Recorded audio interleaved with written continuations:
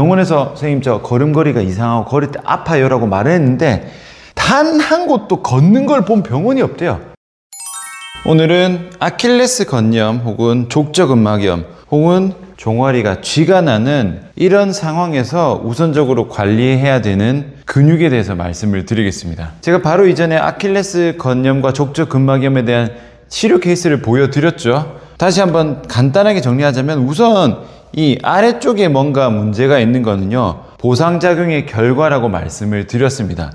뒤쪽에 있는 근육들이 힘을 잘 못 쓰면은 아래쪽에 보상작용이 생기고 거기가 심해지면 염증까지 진행이 됩니다. 실제로 이런 분들을 눌러보면은 밑에 쪽에 있는 근육의 긴장도가 훨씬 더 높아요. 원인은 다시 정리하면은 고관절 뒤에 있는 근육이 제대로 작동이 안 됩니다. 엉덩이의 겉근육과 속근육을 포함하는 거고, 얘가 제대로 안 되면은 이 상태에서 서 있거나 걷거나 뛰거나 이런 동작을 반복하게 되면은 엉덩이가 해야 되는 일을 밑에 있는 이들이 대신하는 거예요. 아래쪽 허벅지나 종아리 근육에 대한 보상작용이 생기고 거기서 더 심해지면은 이 아래쪽까지 문제가 생기는 거겠죠. 이런 분들은요, 특징은 조금만 걸어도 막 종아리가 터질 것 같아요. 막 많이 무리한 것도 아닌데 어쩔 수 없이 종아리를 과사용하는 겁니다. 근데 이런 상황에서 발바닥이 아파서 병원에 갔습니다. 그러면은 물어보겠죠. 선생님 발바닥이 왜 아픈가요? 하면은 그것은 족저근막염 때문입니다. 이렇게 얘기를 하는 병원이 실제로 있습니다. 저한테 굉장히 많이 왔어요, 이런 분들.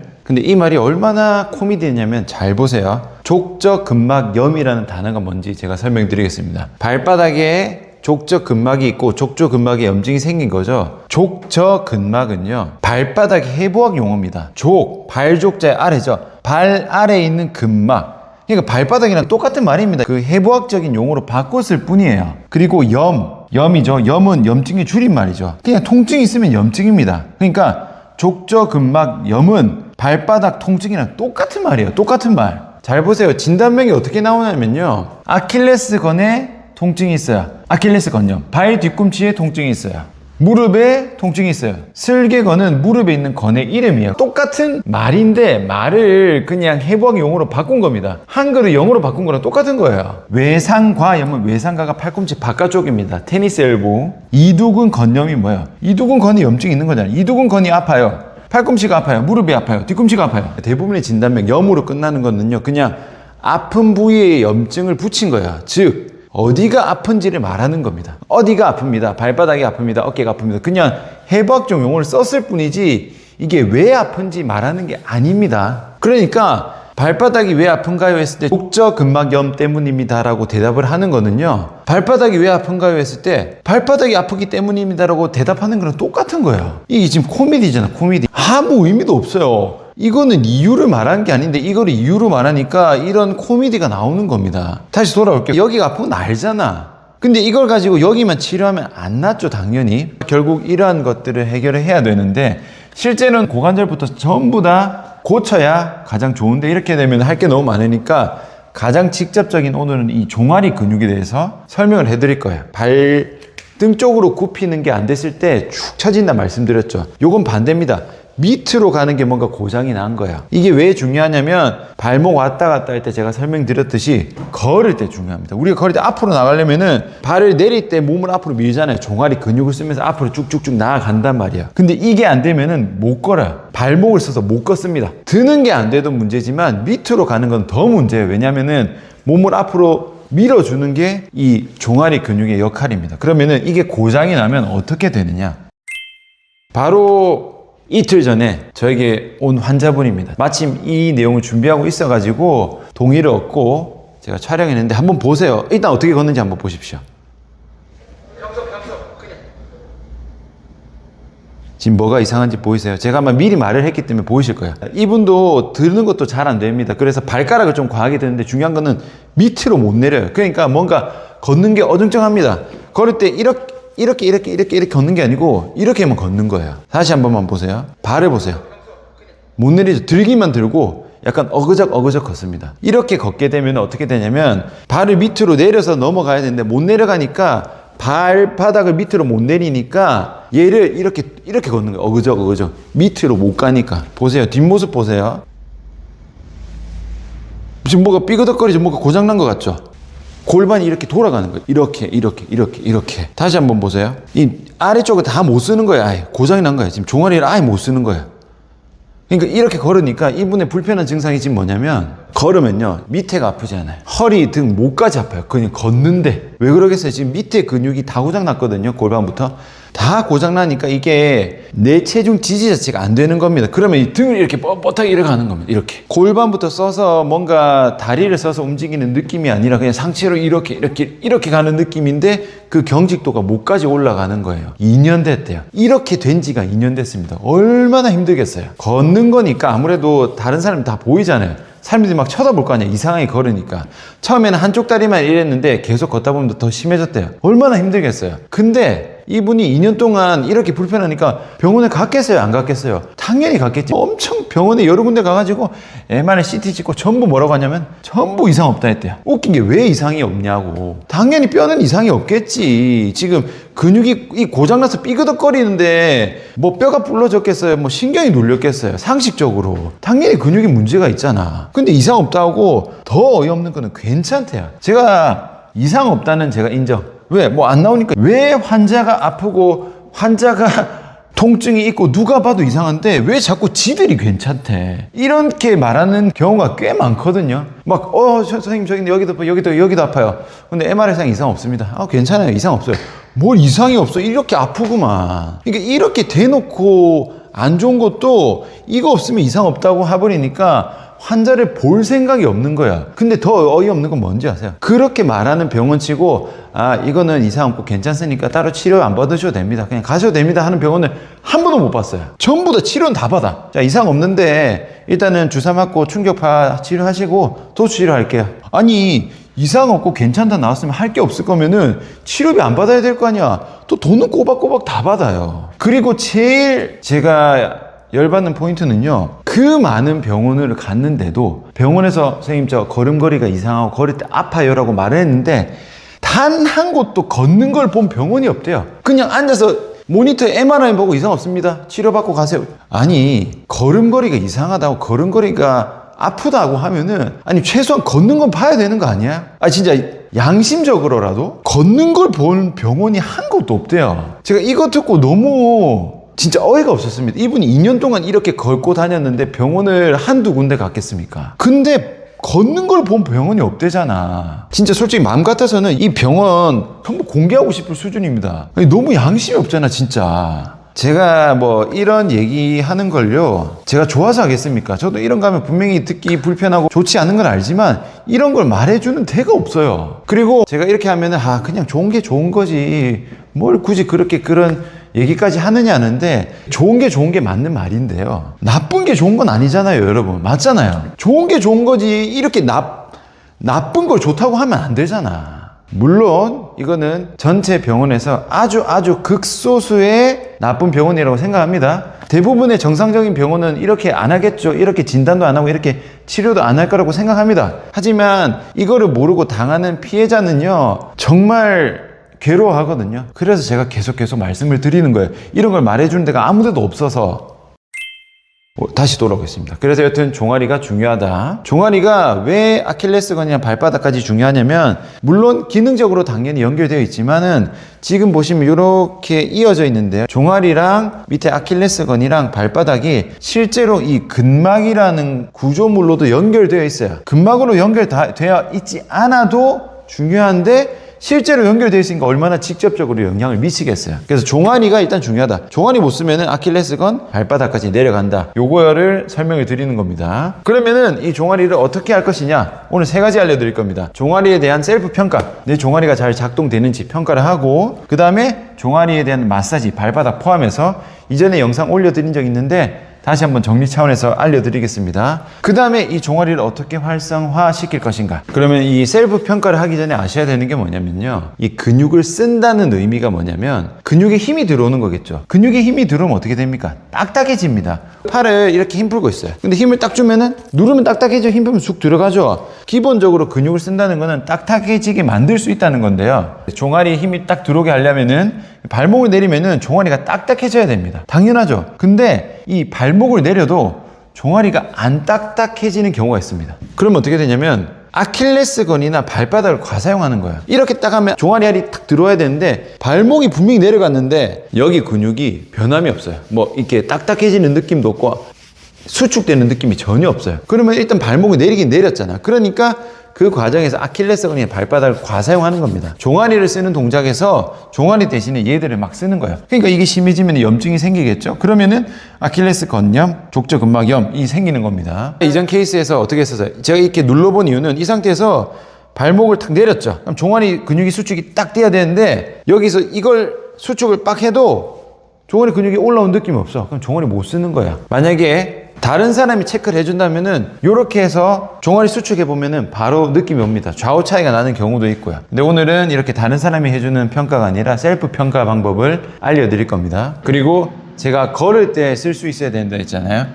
이렇게 체중 지지한 상태에서 두 다리로 했을 때도 힘이 들어와야 되고 한 다리로 들었을 때도 힘이 들어와야 됩니다.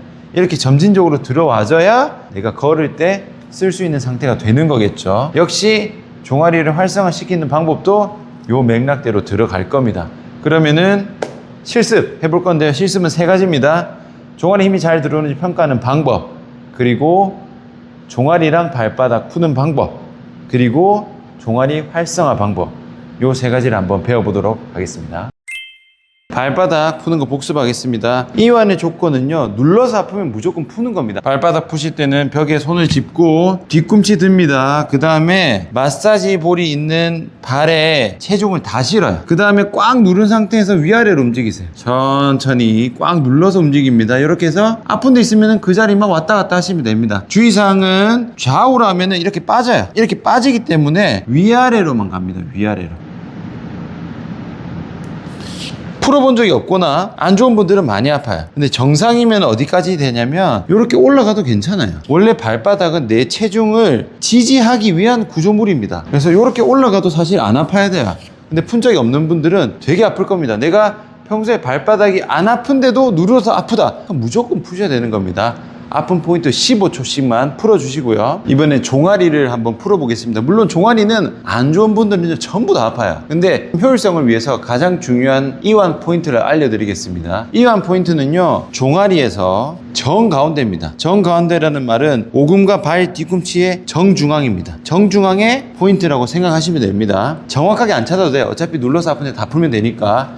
준비물은 요가 블록과 마사지 볼입니다. 요가 블록에 마사지 볼을 이렇게 딱 올립니다. 여기에 아까 제가 말씀드린 정중앙 부분을, 대략적인 정중앙 부분을 누릅니다. 그 다음에 반대발 바닥 디디고요. 손은 엉덩이 뒤에 둡니다. 손목은 이렇게나 이렇게 하면 손목 부담 가니까 옆으로 잡으세요. 옆으로 잡고 들어요. 손의 위치는 엉덩이보다 조금 뒤, 요 정도면 적당합니다. 너무 뒤로 가면 체중이 뒤로 쏠리기 때문에 약간은 앞쪽에 있는 게 좋아요. 이 상태에서 들어요. 들고 나서 그냥 앞뒤로 움직입니다. 손목만 쓰는 게 아니라 발도 쓰셔야 돼요. 왔다 갔다 합니다. 안 좋은 분들은 이것만 해도 아파요.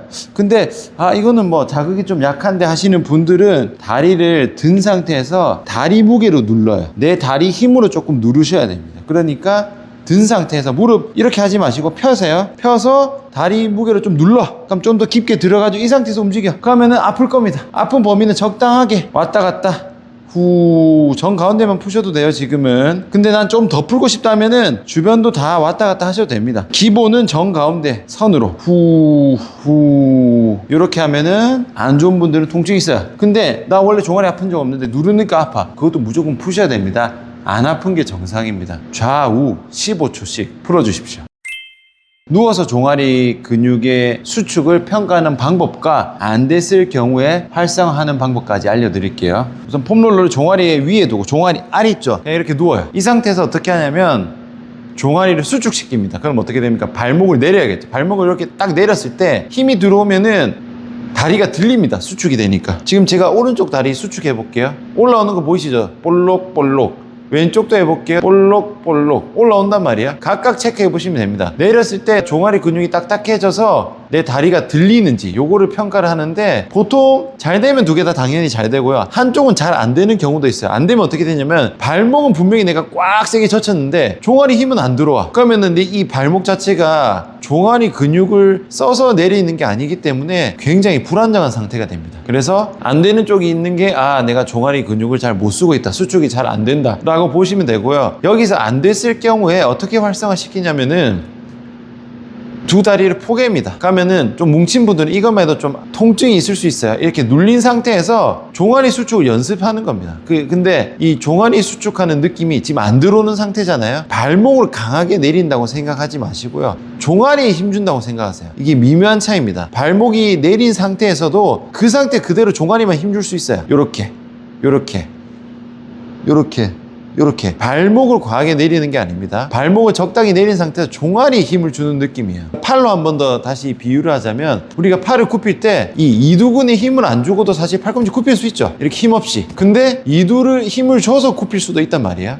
그러니까 얘를 살짝 굽힌 상태에서 지금 이두에 힘을 안 줬어요. 여기서 이두에 힘만 주는 거야. 굳이 얘를 더 안 굽혀도 이두에 힘을 줄 수 있죠. 마찬가지입니다. 종아리도 발목을 적당히 내린 상태에서 발목을 더 내린다는 느낌이 아니라 종아리 아래에 힘을 준다는 느낌으로 빡 하면은 들어와요. 약하게라도 들어옵니다. 이 느낌을 연습을 계속 하셔서, 처음에는 이렇게 좀 강하게 눌러서 연습, 잘 되면은 이렇게 해서 그냥 연습, 이렇게 해서 좌우에 종아리가 힘이 들어온 느낌을 비슷하게 만들어야 돼요. 이 정도 만들어졌으면은 지금처럼 체중 지지가 없는 상태에서 종아리 수축이 좀 되는 거예요. 이게 되면은 그 다음 서서 넘어갑니다. 방금은 누워서 활성화를 진행을 했고요. 이제는 서서 평가와 활성화를 같이 해보겠습니다. 우선 두 다리를 먼저 하고 그 다음 한 다리입니다. 두 다리 먼저 하는 거는요, 벽에 손을 짚고요, 짚은 상태에서 두 개 다 쭉 올려보세요. 이때 종아리 수축감이 느껴져야 돼요. 손을 대보면은 수축감이 느껴진다 했죠. 근데 누워서 진행이 돼서 수축감을 아셨으면은 서서도 바로 느낌이 옵니다. 근데 서서 하는데 나는 종아리 힘 들어온 느낌 잘 모르겠어요 하는 것도 사실 종아리에 대한 수축감이 떨어진 거라고 보셔도 됩니다. 그러면은 서서 두 다리 수축하는 연습은 이런 스텝박스 위에서 하시는 게 좋아요. 스텝박스가 없으면은 계단에서 하셔도 됩니다. 올라가셔가지고 어떻게 하냐면, 여기서 두 개 다 수축을 쫙 올려요. 그럼 수축감을 최대한 찾으시고, 중요한 게 내릴 때입니다. 내릴 때 그냥 쭉 내리는 게 아니라 버티면서 내려야 돼요. 버티면서 어디까지? 최대한 밑에까지 내려갑니다. 그 다음에 수축, 버티면서 내리기, 버티면서 내리기, 수축.